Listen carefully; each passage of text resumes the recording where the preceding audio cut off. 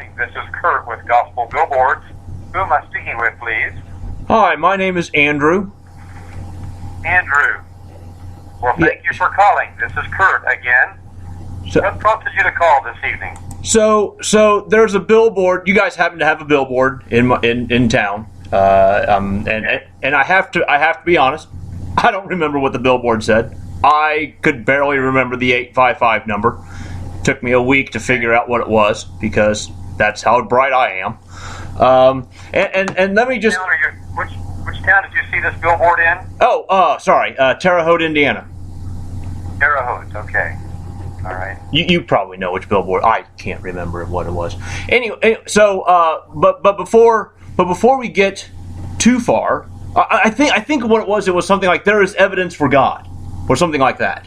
I think that's what the billboard said. Maybe that was it. Okay. Sometimes you ever find yourself just losing things out of your head as you get older? Sometimes that happens to me.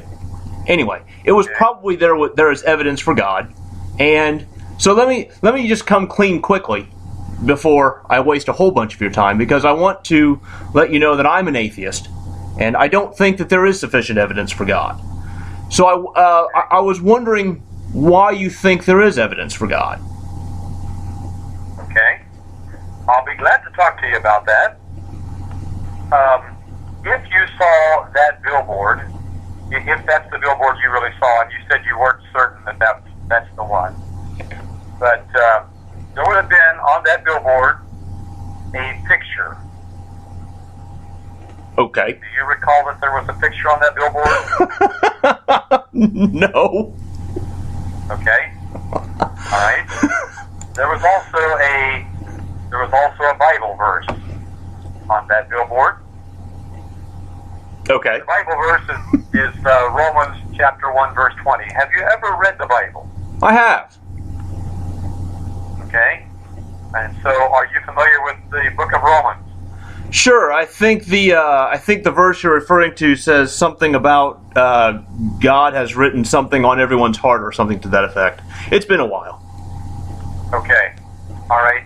Here's the verse that I'm going to refer to. Romans 1, verse 20.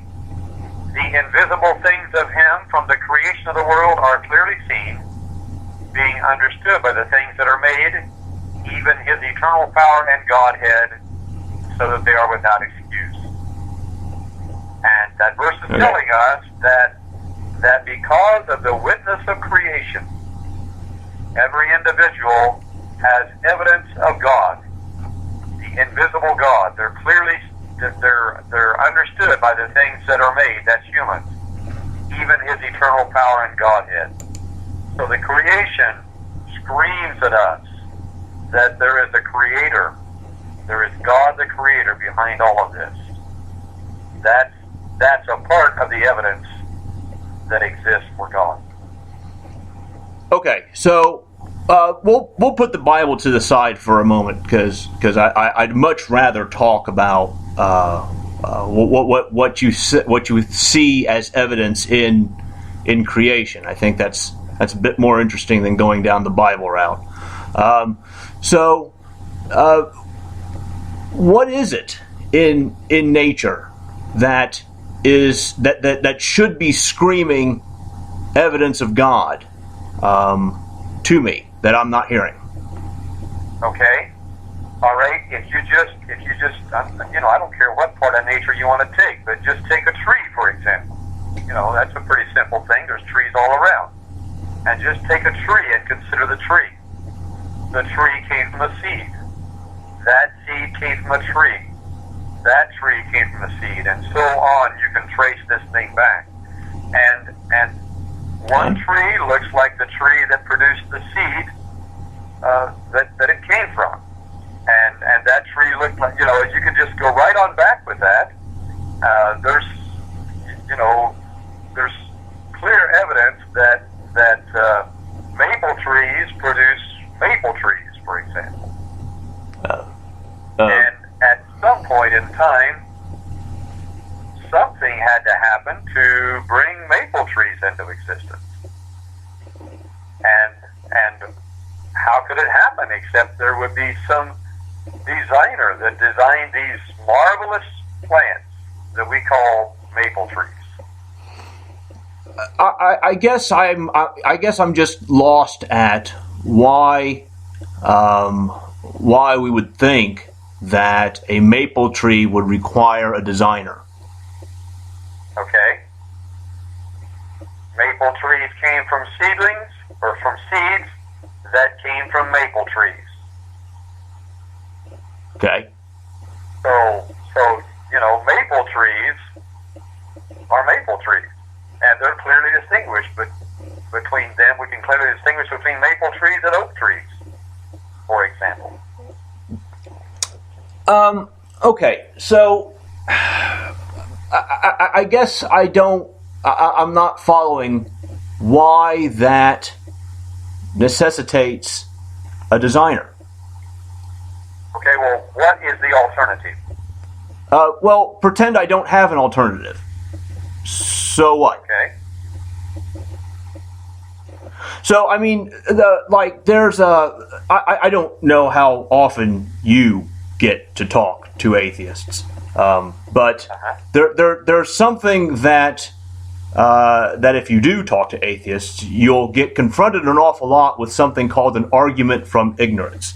And what that means is that if I can't provide a rebuttal to, then that doesn't mean that a designer is likely. What I'm asking for is why we think we need a designer, not and whether or not I can come up with an alternative to a designer has no bearing to the fact that you've asserted that there's a designer, and I'm looking for a way to come behind that and to realize why you think there's a designer. And my lack of being able to come up with an alternate answer, even though I think I might have one, is irrelevant to your claim that maple trees necessitate some form of design. I don't think that there is a good reason to think that's true. Okay, Andrew, you asked for me to pretend that you didn't have an alternative. Now you Sure. need to understand that I'm not very good at pretending. Okay.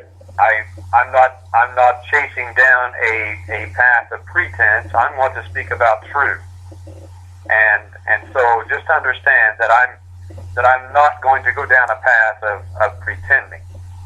So perhaps you don't have an alternative. Okay. If I see a leaf laying on the ground, I can determine whether or not that's a leaf from a maple tree. Okay. Leaves from maple trees have their own unique characteristics, leaf design and so forth. And every leaf from every maple tree looks like a maple tree leaf. Every leaf from an oak tree, every oak tree, looks like an oak tree leaf. There's a great deal of order in the created cosmos that we live in. Do you think that maybe we might be confusing the map for the place? And what I mean by that is that if I had a map of the United States and I pointed to it and said, look, there's New York. That's what I'm pointing at is not really New York. It's a representation of the location of New York on a map. All right. So, and that's what I mean here. So when we say that maple leaves look like maple leaves, it's because we've determined that this particular tree has this particular leaf, and this is the way we're going to identify it. The way we're going to identify this particular tree is by this particular leaf. And that's what I mean by pointing to pointing to a map and confusing the map with the place. That's not New York. That's a representation of New York.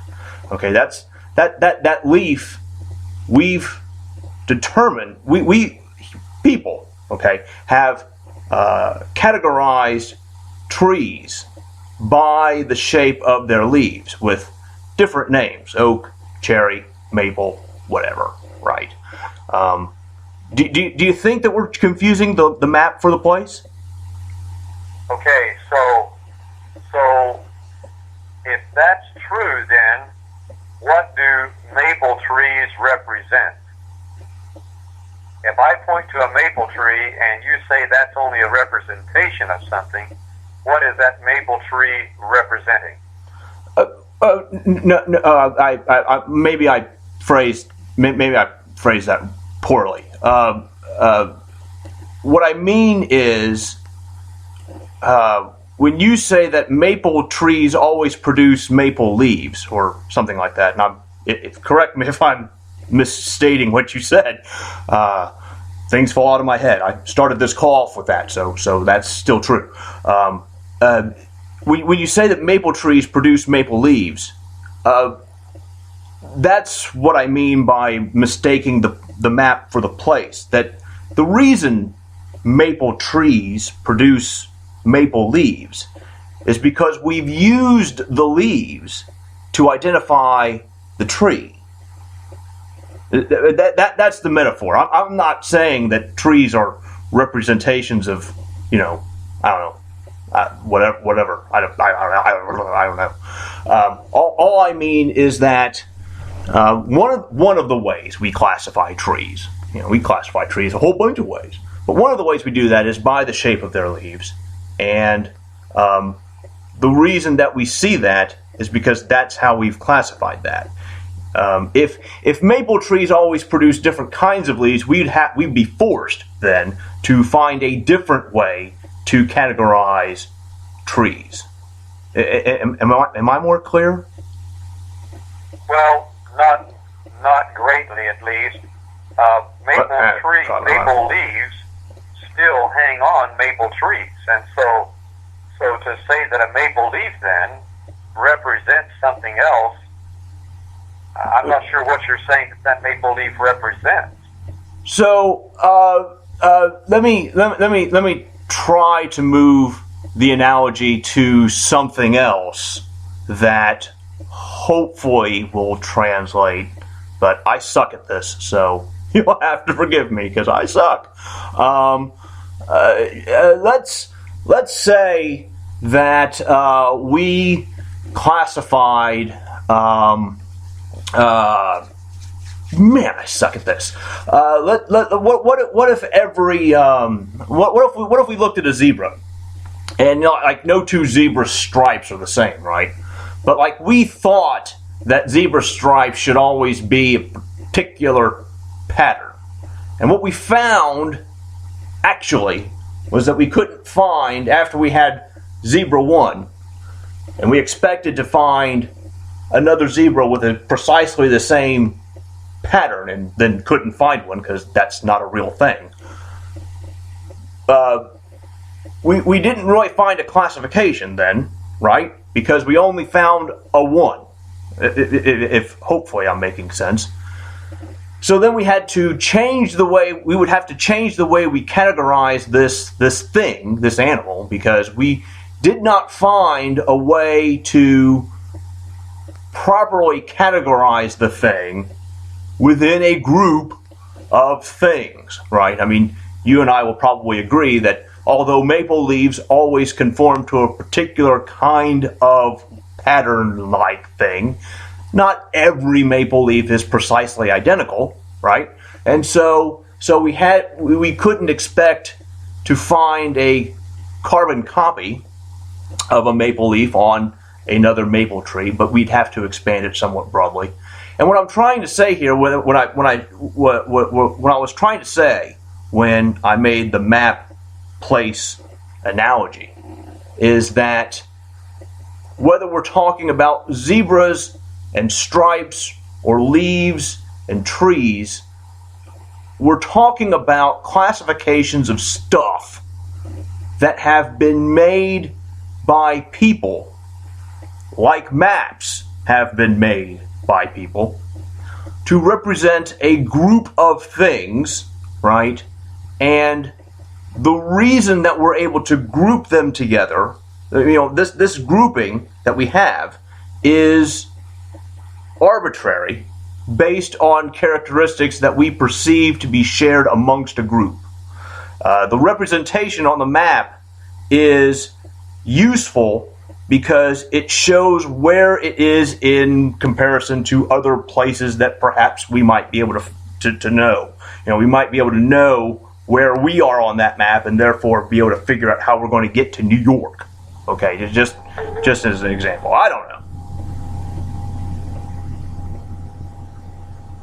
How am I doing? Okay. Andrew, are you still there? Yeah, I got a call waiting. Just ignore that. I'll call them back. Okay. All right. Well, there is a book, and that book's called the Bible, and the Bible clearly tells us how maple trees and zebras and every other living thing came into existence. And the Bible clearly tells us that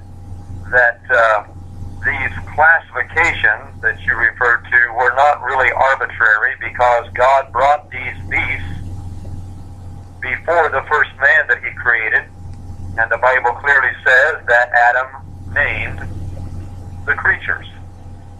So why do we think the Bible is true? Well, what's your alternative? The Bible is not true. Okay, and what makes you think it's not true? I see no reason to think it is true. Okay. Well, I see abundant reason to think that it is true. Well, I asked you to give me a reason why you thought that trees necessitated a designer, and you didn't give me one of those. Okay, because, well, let me just go back to that then. I thought I gave you the answer, but I can try again. The trees, maple trees look like maple trees, and oak trees look like oak trees. And to some sort of casual observer that's just driving down the road, not paying attention, they might not notice the difference between maple trees and oak trees. But if we were observant and used intelligence, we could distinguish that oak trees and maple trees are quite different from each other, because they were designed that way. Every maple tree, no maple tree looks like an oak tree. So obviously there is something that brought these trees into being. There's no crosses between oak trees and maple trees, for example. So it's obvious just by looking at the evidence of these two kinds of trees, and the multitude of trees that are maple trees and the multitude that are oak trees. It's obvious that there is some sort of intelligence behind this, some sort of careful crafting behind these trees. Okay, I have to be honest with you here. I do not find the fact that there are different kinds of trees to be convincing at all that there is a designer. What you would have to do in order to convince me that that trees were designed is demonstrate how they were designed. What is it about a tree that looks designed? And I don't know if that's possible.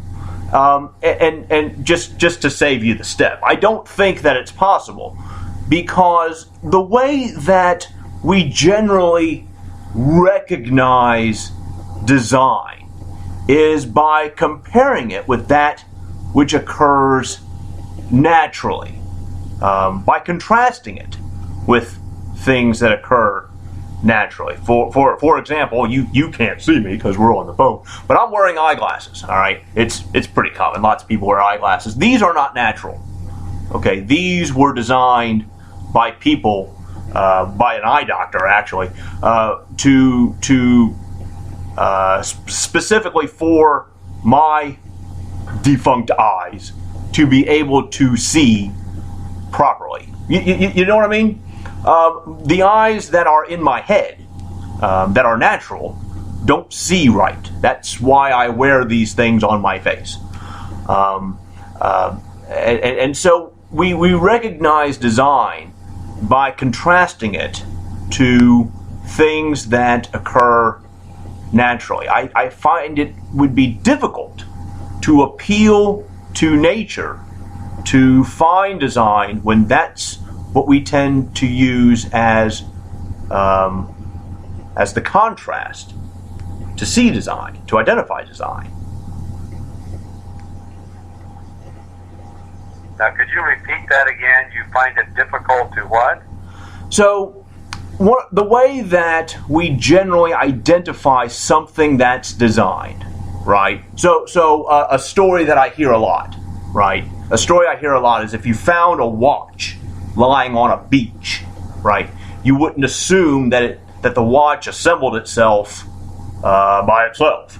That a watch has properties that are intrinsic of design, right? Okay, and I agree that watches are designed. I agree that watches are designed by people. That's kind of why I use the analogy of the glasses on my face, because they are literally on my face right now. And the way that we identify that the watch is designed, and the way that we identify that my glasses on my face are designed, is by comparing it to things that occur naturally, like trees or zebras or whatever. And so I think that it would be difficult, or nigh impossible, to use nature as an example of design. If nature held the hallmarks of design that we find in eyeglasses or watches or cell phones or whatever, then a rock or a tree or a zebra we wouldn't be able to use this comparison. This comparison would be silly. It would be like comparing the design of a watch to a design of eyeglasses. But that's how we identify what's designed and what's not, by comparing it to things that occur naturally. Man, I took too long to explain that. See, my brain's falling out. Okay, Andrew, you said you're from Terre Haute, is that correct? Yes. Or you're at Terre Haute? Yes. Okay. Has the sun gone down there? Yes, it's now dusk. Okay. And you kind of expected the sun would go down, I suppose. Sure. It's an illusion, but yeah, it looks like it's gone down. Okay. You knew when sundown would occur. And you would expect that sunrise will occur tomorrow morning. Am I right? Yes. Okay. And you could even predict precisely when sunrise will occur. Okay. Is that correct? Sure. All right. Now, why can you do that? We know the speed of the rotation of the Earth and the angle at which the sun hits the surface of the Earth. Okay. And it's very predictable. Correct? No, sure. And the reason it's very predictable is because somewhere there was design that caused this predictable occurrence. Why do you think it was designed? How else did it come into existence? Pretend I can't answer that. Well, I told you I'm not very good at pretending. Okay. How about this? I'll say I can't answer that. Okay. You can answer that, or you refuse to answer that? I don't feel the urge to answer that. It doesn't matter what my answer is, right? Because if you're going to make the claim that the sun goes up, the sun goes down, there's a pattern to that, and I can't explain that. That doesn't mean that it's designed. You have to actually provide evidence. If you're going to say that there is proof that God exists, then you can't rely on my ignorance in order to prove that God exists. That's what the argument from ignorance means. You're relying on my ignorance in order to prove your point. I did not say that there's proof that God exists. I said there's evidence that God exists. Okay. And you just got finished saying that you were choosing to not answer my questions. And so how can you and I, in the interest of arriving at truth and having a civil conversation, how can you and I ever come to any kind of conclusion together if one of us chooses not to answer? Well, because I have the questions. You have the answers. All right? I'm looking for your evidence for God. Okay? Okay. Coming to the table, I have no belief in any gods. So I need for someone, somewhere, to provide me with a reasonable, to provide me with a reason, a good reason, for thinking a God exists. Okay? And you can't do that by relying on my ignorance. Okay. Well, thank you for saying that you have a need for this. I think that is right. You really do have a need. You have a need to know God. You have a need to consider the evidence that God exists. I haven't heard any yet. You have a need for a Savior, actually, and you may not know this, Andrew, but you do. You have a need. You have a need for hope. And that's the blessed thing that a child of God has. We have hope. We have a resurrected and ascended Lord, and we have hope of eternal life with God the Creator, God the Redeemer. And so you're right. You know, you do need this. You do need this. So, okay. So, what is it about the sun goes up and the sun goes down makes you think that's designed? Okay, because it's very, very orderly. It's very, very predictable.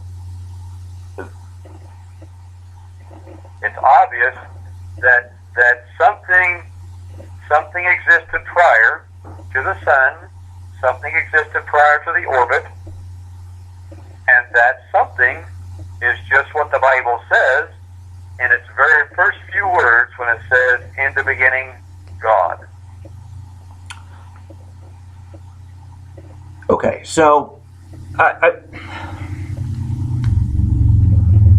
just because something appears just because we can assign rules to patterns that we observe in nature, why does that mean that it has been designed that way?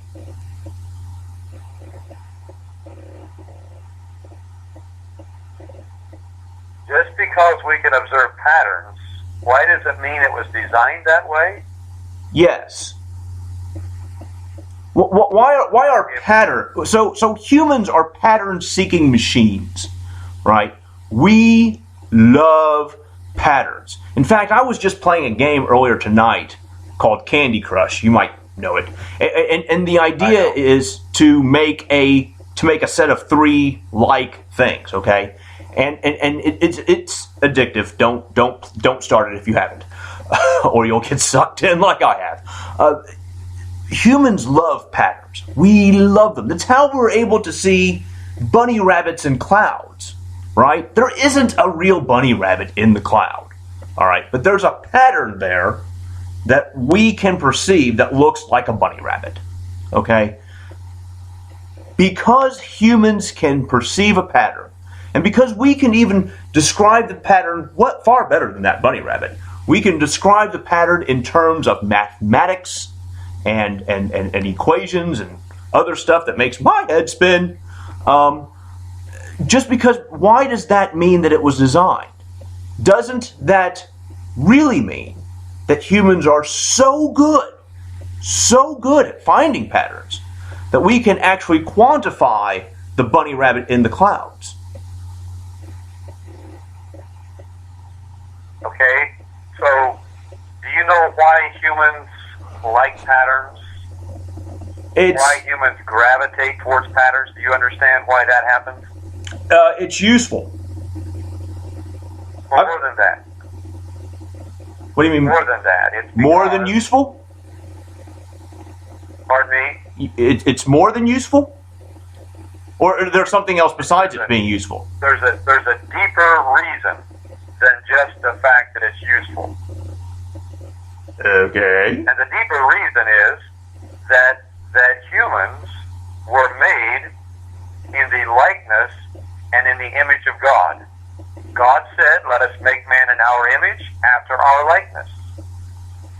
So God created man in his own image. In the image of God created he them. So does this image of God falsely give us bad patterns when we see bunny rabbits in clouds? Humans like order, and humans like design, because the God who created us is a God of order, and he's a God of design. That's why we're this way. That's why we like patterns.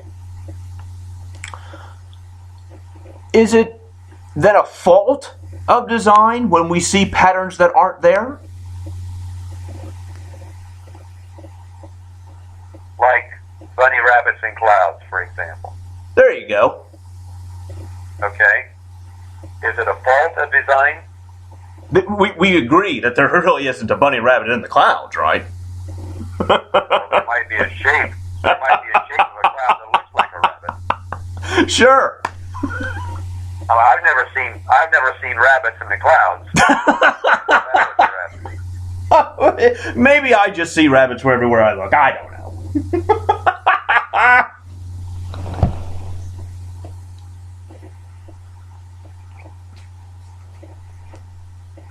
You still there? I'm here, yes. Sorry. I thought maybe you were getting ready to make a point or something. Oh, well, my point is that it seems weird, don't you think, that if, and I don't think that there's any good reason to think this, if a God gave us the ability to see patterns, that this ability would go awry, would go wrong, would go off poorly. And you'll need to explain that to me. So we agree that if I see a bunny rabbit in clouds, I don't really see a bunny rabbit. Okay, there's not really a bunny rabbit there. How about a different example? Let's say I go and see a magician, right? A practitioner of prestidigitation. Right, I go and see somebody, and he makes it look like there's a woman sawed in half. Now, I don't immediately scream in horror, right? I laugh and giggle because it's amusing, because I've been fooled. All right, I can see, or I think I see, someone been sawed in half. It's an illusion. All right. And the reason that the reason that I think I see I see something that isn't real. Yeah, the reason I see something that is not real is because there's a pattern finding mechanism in my head somewhere, presumably, perhaps placed there by a God, and it's going wrong. It's seeing the wrong things. There are dozens of examples of optical illusions that you can find on the internet, where you see black dots that aren't really there, or what was that stupid dress, white and gold or green and blue, or what in the world was that all about, right? We see illusions all the time, and that's a result of our pattern-seeking abilities gone awry. If this ability to see patterns, to seek patterns, even when they're not there, was placed there by God, That seems kind of weird that that ability would be able to produce such poor results so often, doesn't it? Okay, so go back to the cloud and go back to the rabbit. Okay. Now you brought up that illustration, and looking at the clouds, you might see a cloud shaped like you think a rabbit might look like. Uh-huh. But you know that that's not a rabbit. Uh-huh. You don't see any fur. You don't see any tail. I could see You know that's not a rabbit. look like fur, look like a tail. Okay? So, go back to the design and the order of the universe. We understand that the worlds were framed by the Word of God. How do we know that? So that things which are seen were not made of things which do appear. And how do we know that?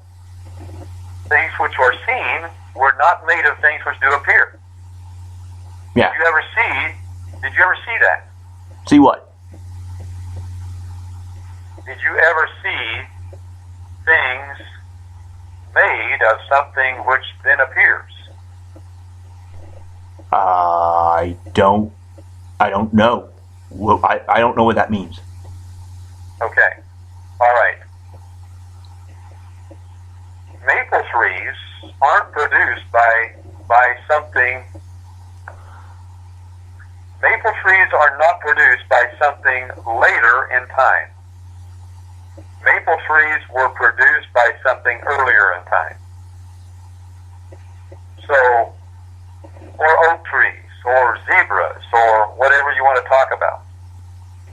I thought we were on rabbits and clouds. Well,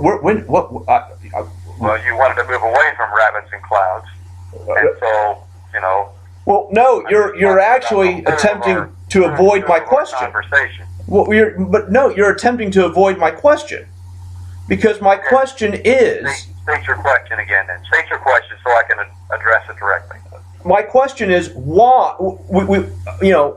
Why, if God placed the ability to see patterns in humans, why does it go wrong so often, so poorly?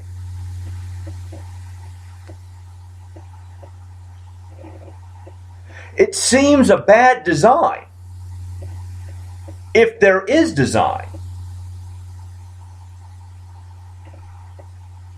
So are you talking about clouds or zebras or trees? What are you talking about? Why does it go wrong so badly? I'm talking about the ability to see patterns where none exists. Remember, because we were talking about the sun going up and the sun going down, and that's very orderly, and you said that your God is a God of order, and I asked why is it that because we see order, we infer God, and you said because God is a God of order, and the reason that humans love to see patterns so much is because God put that there when God created people. And I said, isn't it weird then? Isn't it weird then that our perception of patterns goes wrong so often, and it goes wrong so spectacularly? It goes spectacularly wrong. When we can be fooled by magicians, when we can be fooled by clouds, when we can be fooled by a spinning disc. Our pattern recognition powers are useful because they help us to recognize faces, they help us to do math, and they help us to see constellations and stars, but they also go horrifically wrong when we are fooled by a simple magician and a sleight of hand trick. You would think that if this ability, this pattern recognition ability, was placed there by a God, that it would be better at finding patterns and better at ignoring when patterns are not really there. Wouldn't you? Okay. Now, I've never seen the scene that you described about a magician sawing a woman in half. Really? I've Oh never man, that is an seen anything like awesome that. thing. You've got to go. Those shows are great.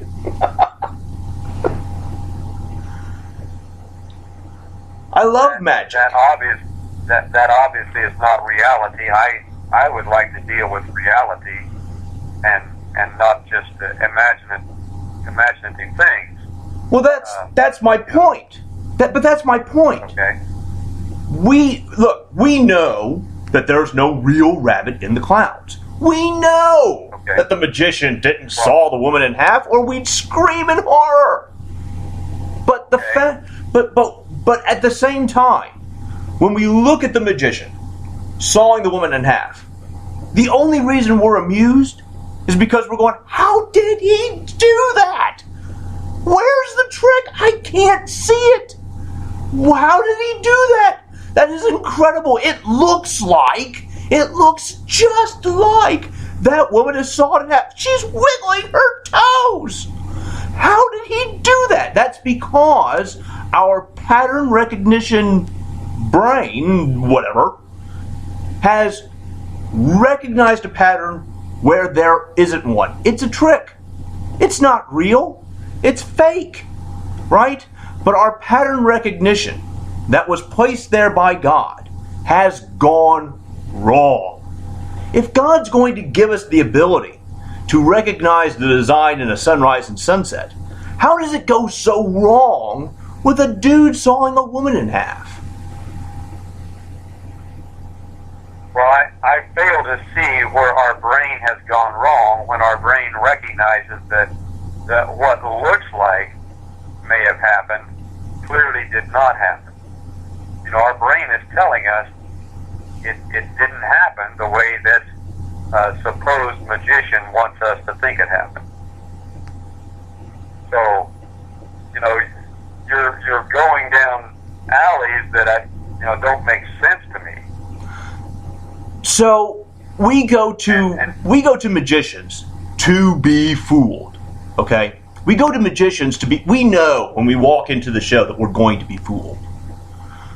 That doesn't mean that our senses aren't fooled when we don't think they're about to be fooled.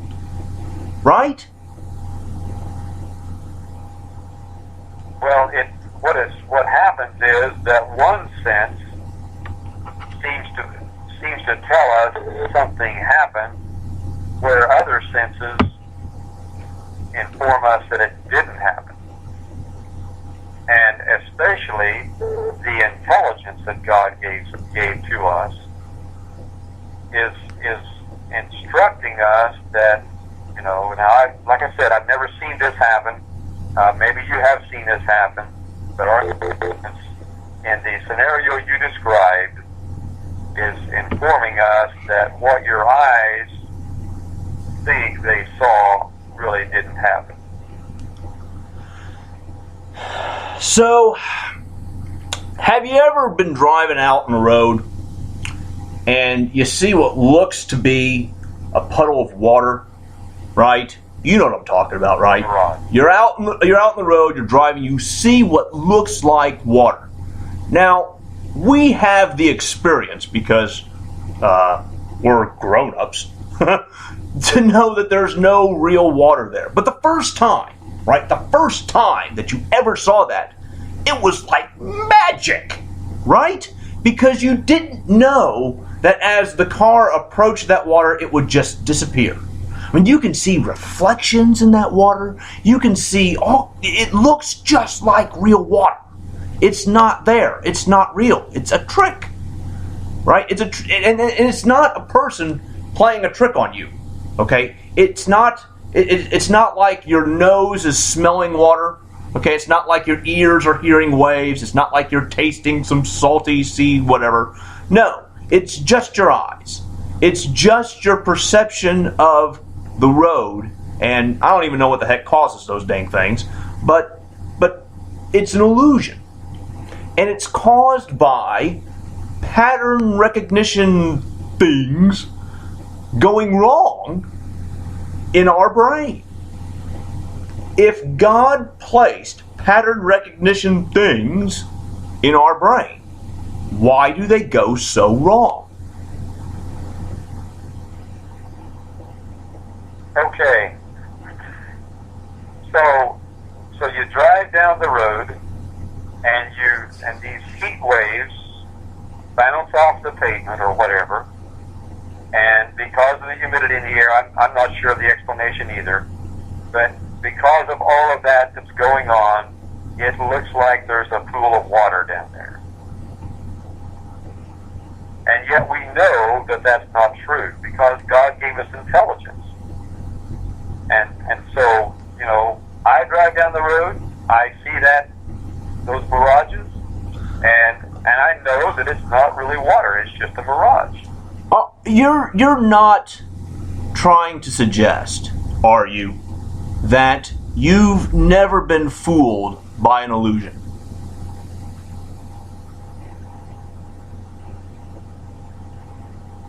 Well, I'm trying to think when I would have been. So we're fooled all the time, okay? People are always being fooled by their pattern recognition things going wrong. And we both know that this is true. P.T. Barnum once said there's a sucker born every minute. And he said that because people get things wrong. All right? I don't think, you know, you said that you wanted to play in the realm of reality. The reality is that I'm living in the realm of reality, not playing. The reality is that people's perceptions go wrong. And to deny that seems to be a denial of reality. And maybe we should move on from this point, but I think that it is odd. I'll put it this way. Any perceived kind of regularity, any perceived kind of pattern, any perceived kind of order cannot therefore be a proof or evidence of the existence of God by itself. We are going to need something more than just than a pattern, because we know that our ability to find patterns is flawed. There's got to be something more than just the sun goes up and the sun goes down and I can set my man-made watch to it. Okay, so you spoke about perceived regularity. Those were your words, perceived regularity and order. And are you making a distinction between perceived regularity and actual or authentic regularity? I don't know. What is actual? What would your distinguish? How would you distinguish the two? Okay, well, Andrew, you're obviously a fairly intelligent person. Why do you keep saying you don't know? You can know. I always say it's very possible for humans to know. It's possible. Let me tell you what happened several thousand years ago. God said, "Let there be lights in the firmament of the heaven to divide the day from the night, and let them be for signs, and for seasons, and for days, and years. And let them be for lights in the firmament of heaven to give light upon the earth." And it was so. And God made two great lights, the greater light to rule the day, and the lesser light to rule the night. He made the stars also. And God set them in the firmament of the heaven to give light upon the earth, and to rule over the day and over the night, and to divide the light from the darkness. And God saw that it was good, and the evening and the morning were the fourth day. Now, one of the things that passage of Scripture says to us is that God put those lights into heaven to rule over the day and over the night. It tells us that there is order there. There's a regular circuit that's taking place. So I don't understand why you keep saying you don't know when you could know. You're an intelligent person. You could know. The greatest... All you have to do is look at the evidence of creation that's screaming at you from every side. It's not screaming. There is a God. It's not screaming. There is a God. It's not screaming. It's not screaming. It's there. If it was screaming, I'd hear it. It's not even a whisper. Look,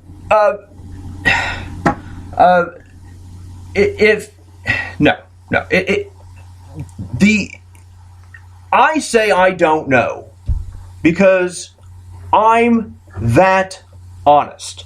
I could pretend I know, but I'm not going to. And when you ask me if I'm making a distinction between perceived regularity and some kind of authentic regularity, I don't know what you mean. The only kind of regularity that I could ever know, I think, would be that which I perceive to be regular. And I think that I always could be wrong. I always think that I could be wrong. I celebrate when I'm wrong because that means I've learned something. And I don't like it when I know something because now I'm not going to be able to learn anything more. It's very depressing to think you know everything. I want to be able to discover. And that's what prompted me to call. I don't really think that you really have evidence for God. I really don't. But I like to be able to ask people why they think there's evidence. Trees and clouds and the ability to see bunny rabbits and knowing that the sun's going to go up and down. These are really, if that's nature screaming, I gotta tell you, it's barely a whisper. It falls apart immediately once you start thinking, what is it about this that's supposed to be screaming design? And when I've asked you that tonight, your best response was, what's the alternative? The alternative is, I don't have to answer that. I called you for your evidence. I have no obligation to share my evidence because I don't have it. Okay. So I did share with you, Andrew, evidence. No, you did not. I completely deny any evidence being shared with me this evening. I shared the evidence. You've chosen not to accept the evidence, but I have shared the evidence. Your evidence is completely unconvincing. Okay. That's your prerogative. If you don't want to be convinced, I do want to be convinced. You have no idea how much I would love to be convinced. And that's why I just got done saying that I love being proven wrong. It's awesome to be wrong because that means you've learned something. But in order to get me to admit that I'm wrong, you're going to have to do better than what's the alternative. You're going to have to do better than a flawed way of recognizing patterns. You're going to have to do better than some leaves on a tree. You're going to have to give me a real, solid reason, something I can sink my teeth into, as to why I should think there's a God. Okay? So I gave you the evidence of the creation. In that same passage of Scripture that I was quoting from, in Romans chapter 1 verse prior to the verse that I went to, there's another statement made, and that statement gives us another kind of evidence. That verse says, Romans 1 verse 19, that which may be known of God is manifest in them, for God has showed it unto them. Yeah, that was the verse I was talking about. Now, you and I have had a conversation. It's been going on for a little over an hour now, and we've talked about creation, and we've talked about other things. We've talked about order and perceived regularity and that sort of thing. But in the course of our conversation, I have found you to be basically a civil person. Thank you. I have really enjoyed this. I got to tell you, I really have. And I feel like that you would think that I have been basically civil in my responses. At least I hope you would say that. Absolutely. Okay? For some reason, you and I both seem to think that it is the right thing to do to be civil with each other in our conversation. Sure. Why do you suppose we think that is best? I want something from you.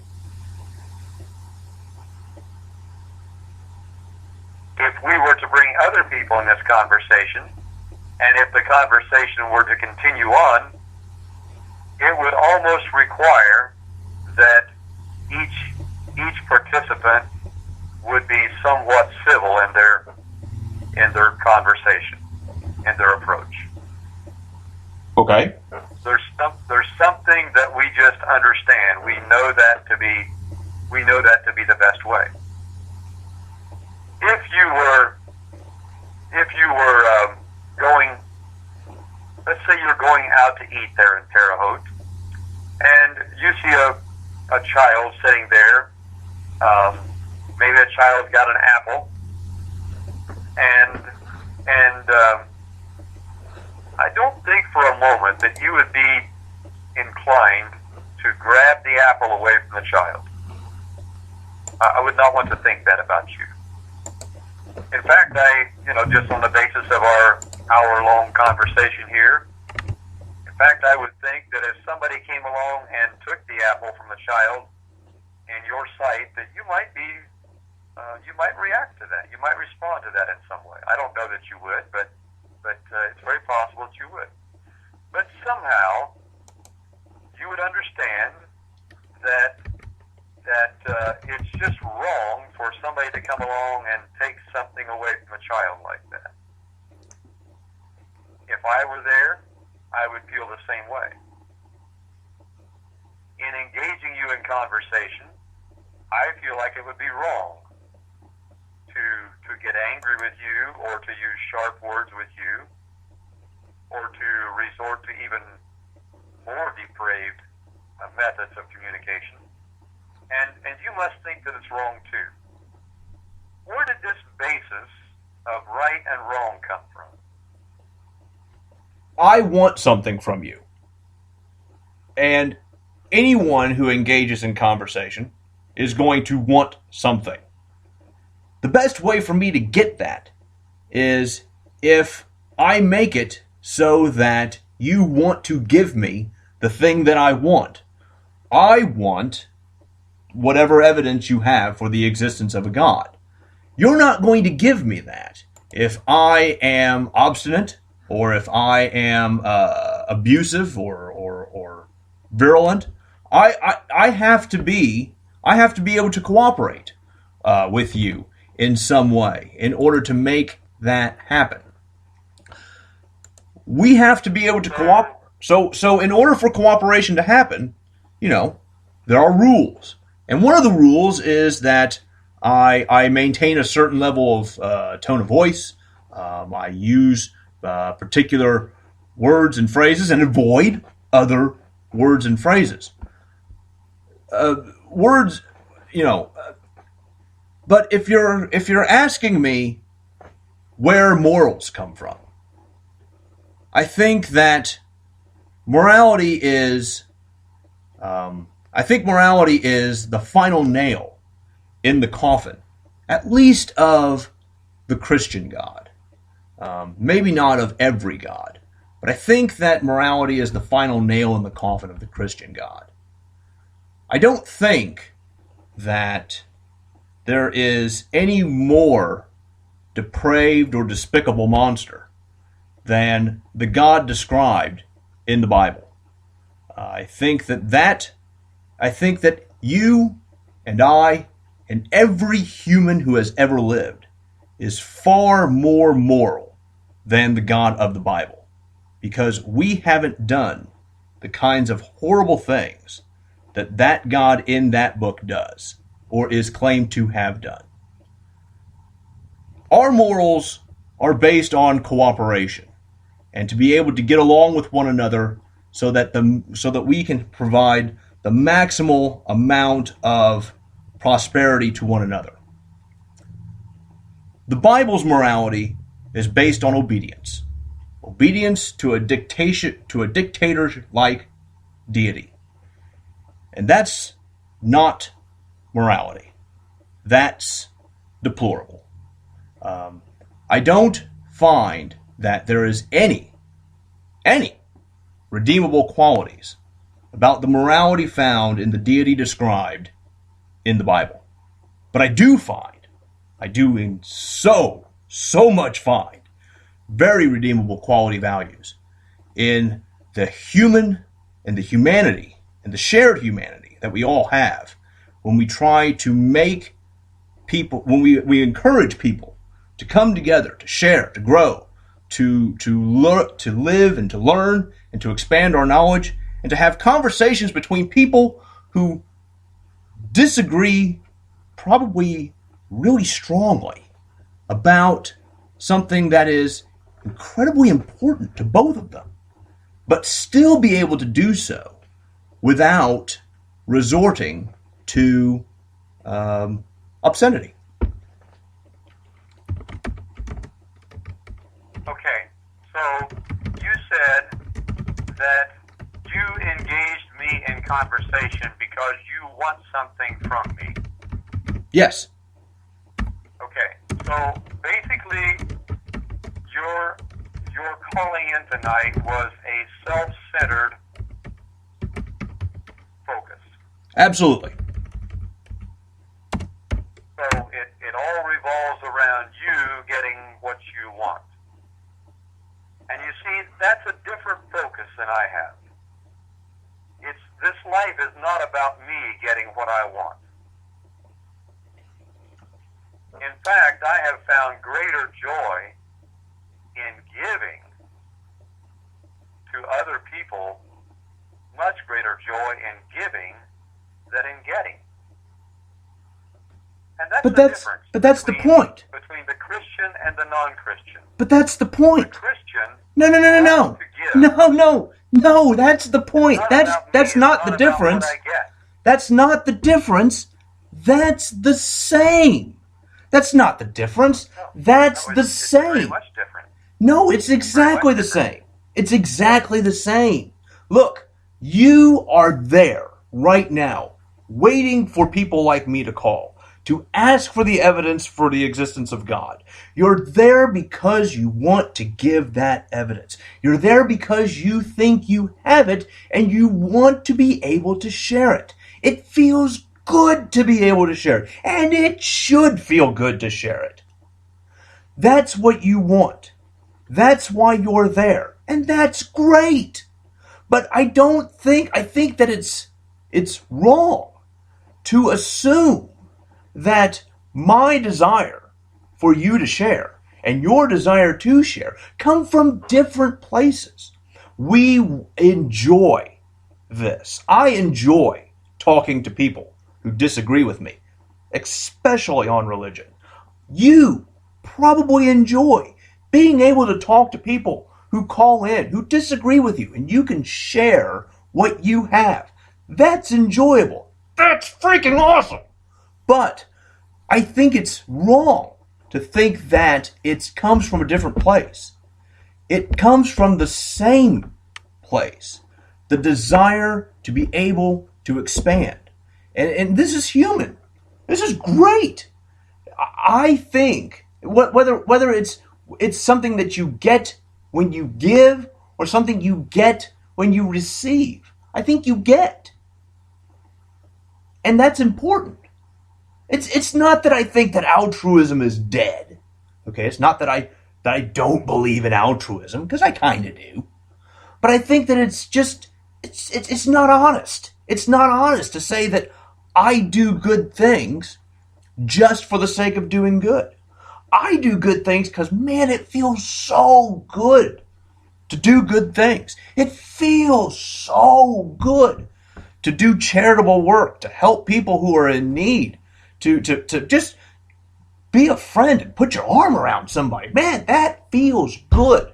And it ought to, because we live in a cooperative society where it's important for us to be able to cooperate with each other. And we've got to have ways of being able to do that, even when we don't like that person. You know, I have family members that sometimes I don't like. They're still family, and I still gotta like these people. That's how we're able to do that, by making ways for people to cooperate, even when they disagree. But I think that it's not right.